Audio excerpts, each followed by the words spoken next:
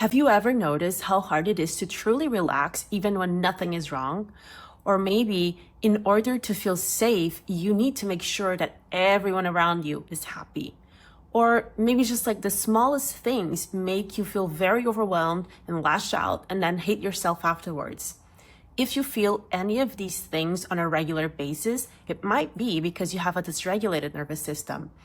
And if you have a fearful, avoidant attachment style, it is quite possible that you have a dysregulated nervous system, which means you tend to be in fight, flight, freeze, and fawn mode. When people are in these states for prolonged periods of time, they tend to experience things like brain fog, anxiety, sleep issues, digestion issues. They also tend to overthink and to people please. They usually struggle to feel calm because a dysregulated nervous system affects everything from your emotional health, your physical health, your relationships, your ability to trust yourself, your ability to make decisions, everything. Hi, I'm Melissa. I'm a GP and I'm a certified coach, and I help women heal their attachment patterns so they can feel calm and secure in themselves and in their relationships. To understand why you have a dysregulated nervous system, we first need to understand what is the nervous system.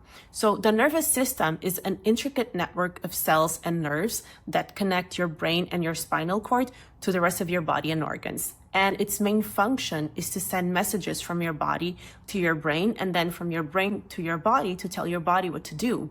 And these messages affect everything from your sleep, your digestion, your heart rate, your memory. Your nervous system has two major states. So it has the sympathetic nervous system state, which is the sensing danger mode, the fight, flight, freeze, and fawn mode. And then it has the parasympathetic nervous system state, which is the rest and digest mode, or like the healing mode. And they are mutually exclusive. So you can't be, for example, in people-pleasing mode, which is fawn mode, and at the same time be in healing mode. If your nervous system is stuck in sensing danger mode, which for a lot of people is, it means that your body is chronically sensing danger even when there isn't any. Now, how did you end up with the dysregulated nervous system?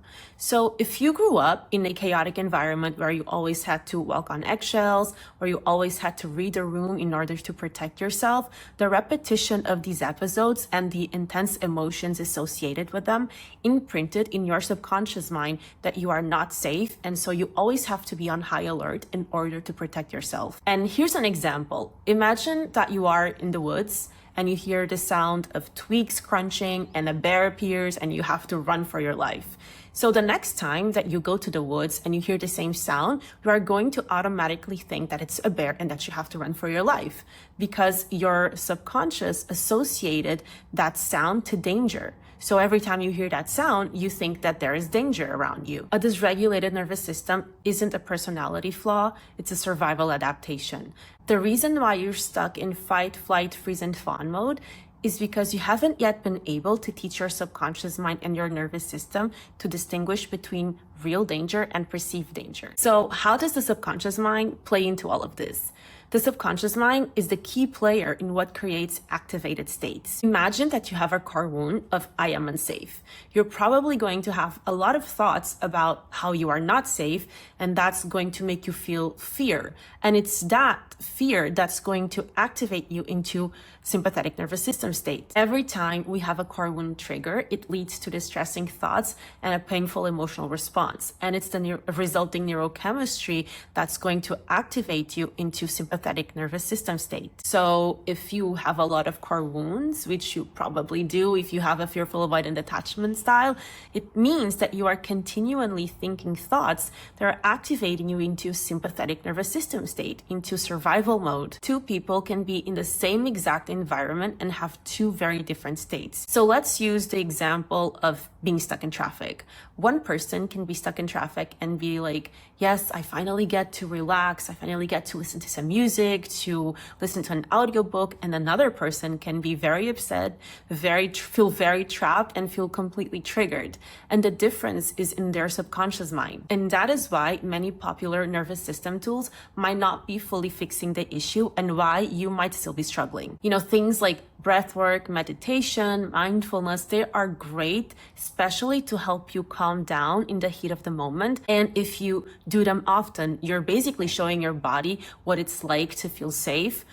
But they are not really healing at the root cause. While they are helpful, they might not fix the deeper issue that is causing you to be triggered all of the time, because they are not reprogramming your core wounds. And that is why it's so important to work with your subconscious mind. All of those tools like breathwork, meditation, mindfulness, they work even better if you pair them with subconscious mind work. Now, having a regulated nervous system does not mean you're going to be calm 24/7. A healthy nervous system is supposed to move, it's supposed to activate when you need to be on alert, and then it's supposed to be able to calm back down when it's time to rest, to connect. So the goal is to have a nervous system that is responsive but is not stuck on a loop. In my next video, I will walk you through step by step on how to rewire your subconscious and regulate your nervous system.